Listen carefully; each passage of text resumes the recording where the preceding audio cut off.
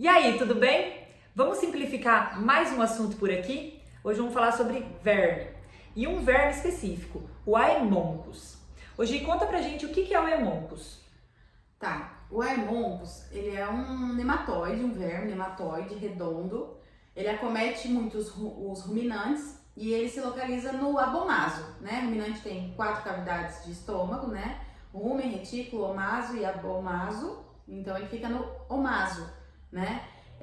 Ele tem uma característica muito forte, que ele se localiza lá e ele suga o sangue de dentro dessa cavidade. Então ele cola ali na cavidade do omaso e fica ali sugando o sangue, causando uma anemia por perca de sangue.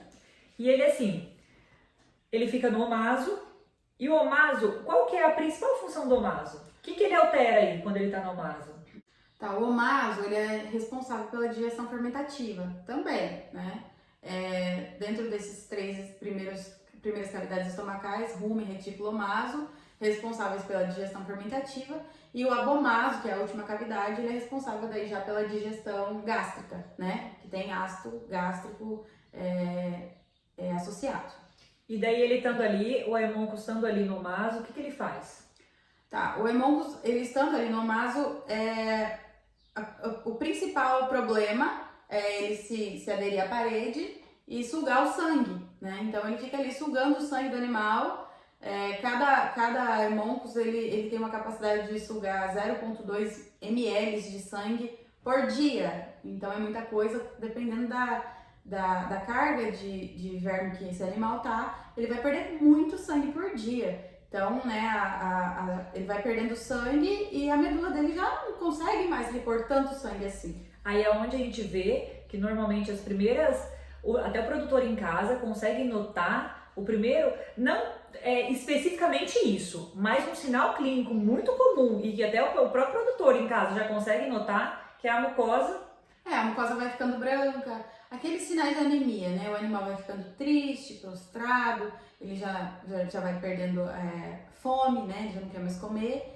E aquela anemia, sabe? Por pura fraqueza. Isso, olha a mucosa ocular tá branca, olha a mucosa oral tá branca, muitas vezes olha a mucosa vaginal, no caso de fêmea, branca, né? E aí você vai observando isso aí, até associa às vezes a algumas outras doenças, né? Por exemplo, uma babesiose, uma anaplasmose. E isso pode causar também, porque o animal já tá com baixo rendimento, já tá com a imunidade lá embaixo, já tá super anêmico, vem outras doenças, isso aí, né? Um animal fraco, ele tá propenso a outras doenças. Mas assim, é sempre importante fazer esse diagnóstico diferencial, tanto é que foi por isso que a gente tá fazendo esse vídeo, né? No intuito de fazer esse diagnóstico diferencial, porque muitas vezes a gente acredita que é uma babese, uma anaplasma, uma anemia parasitária intracelular, e não é. Às vezes é uma anemia parasitária, só que no trato digestivo. E assim, qual que é a espécie que é mais acometida? Tá, por Haemoncus, a espécie mais acometida são ovinos e caprinos. A gente mais encontra, então aquela verminose que é a mais comum em ovinos. Isso, quem tem carneiro aí sabe que tem que fazer um protocolo para desverminar esses carneiros bem direto mesmo, porque o Haemoncus é o que mais acomete os ovinos. E ele é aquele que não é em todos, mas a maior parte dos casos que dá papada. Isso, que dá geralmente aquele edema, né? Isso. Que é um edema, na verdade. A papada é um edema e é o que mais a gente consegue ver facilmente. Porque até você aí, produtor em casa, quando você tem um carneiro que você nota que tá com papada, você já sabe, tá com verme, né? Já tá com verminose. E por quê? Por que acontece essa papada, né? O que desencadeia isso? Acontece o seguinte, o animal perde tanto sangue e junto com o sangue ele perde proteína, né? Levando a um caso de hipoproteinemia.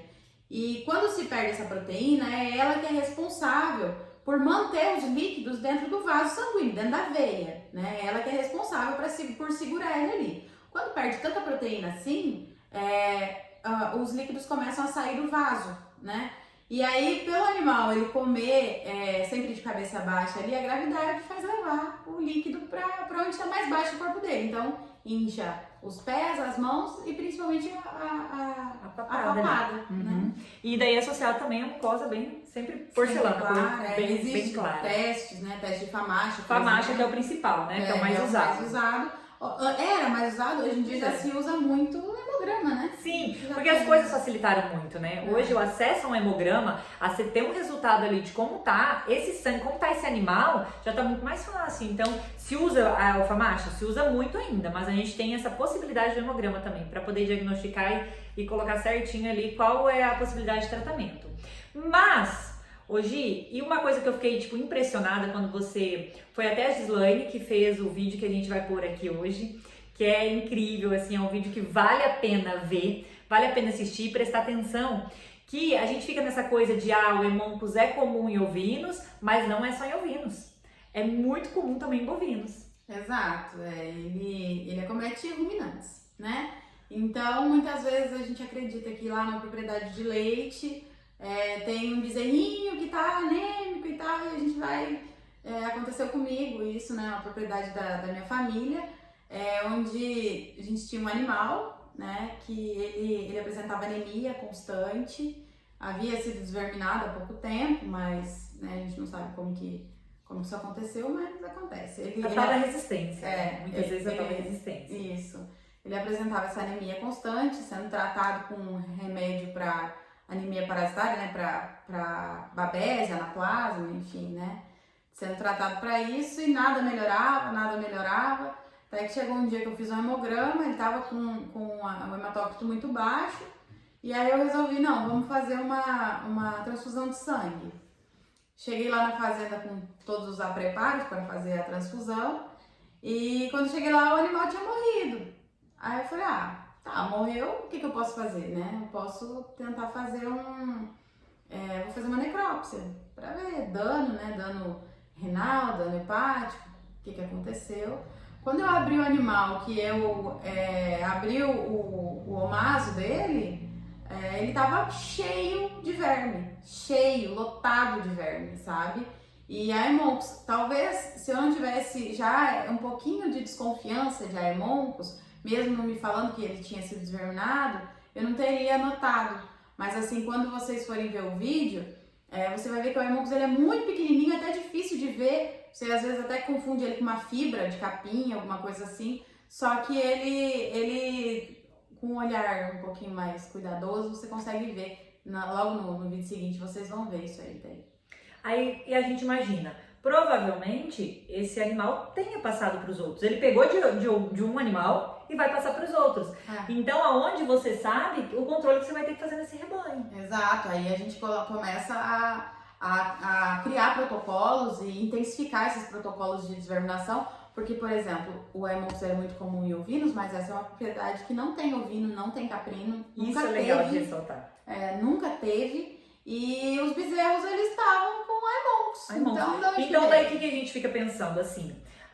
É muito comum em ovinos, os ovinos que tem, vamos colocar assim, não é só os ovinos, os bovinos também, mas eu não tenho na minha propriedade carneiro, então eu não preciso me preocupar tanto. Precisa, é uma propriedade onde não tinha, nunca teve e tava ali, infestado de Haemonchus, aonde você vai ter que ter um protocolo já pensando nisso. E é uma coisa legal se falar para todo produtor que tá vendo a gente, que na sua propriedade, por mais que você não tenha, tem que tomar cuidado e tem que pensar.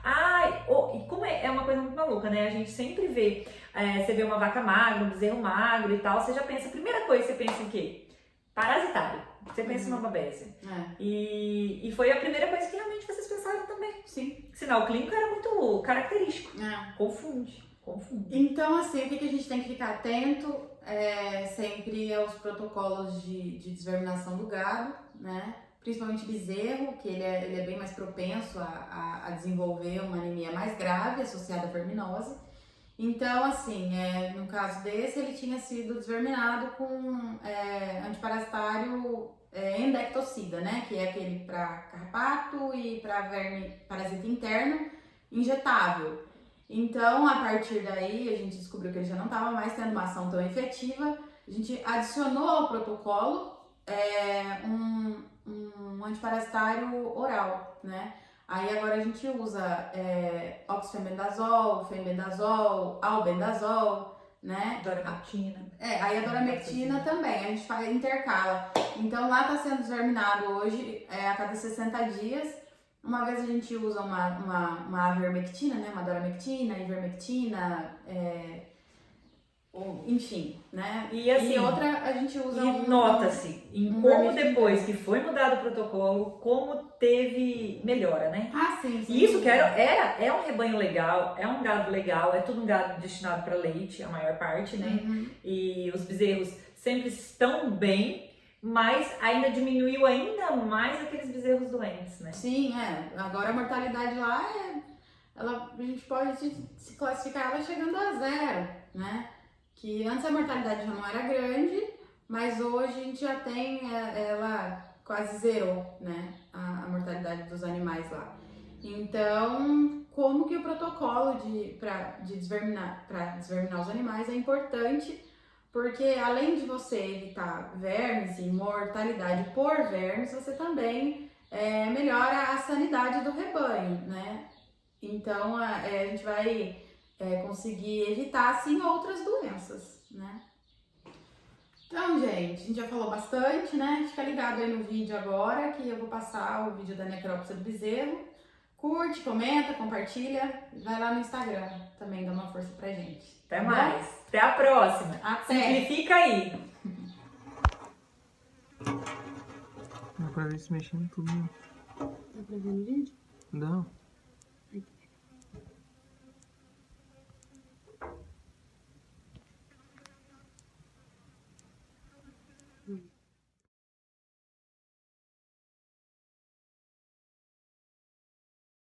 Aí, se você observar na luva, você consegue ver os parasitas mexendo, olha. Foi através dessa necrópsia que a gente conseguiu fechar o diagnóstico e saber a causa da morte do animal.